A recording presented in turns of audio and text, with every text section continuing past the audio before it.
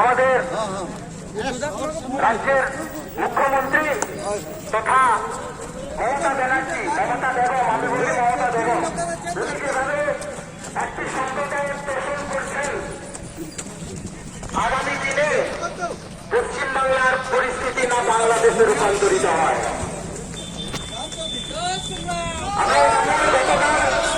আমাদের সর্বভারতীয় সভাপতি জেপি নাড্ডাজি উনি এসেছিলেন আমাদের বাংলা সফরে, উনি ডায়মন্ড হারবারে গেছিলেন, ওনার ওখানে সভা ছিল।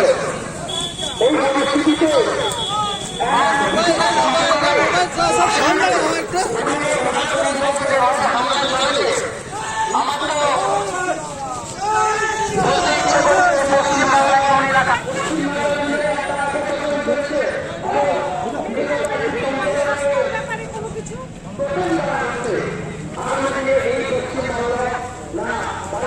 জয়যুক্ত করে আগামী দিনে আমাদের পশ্চিম বাংলায় বিজেপির শাসন কায়েম করার জন্য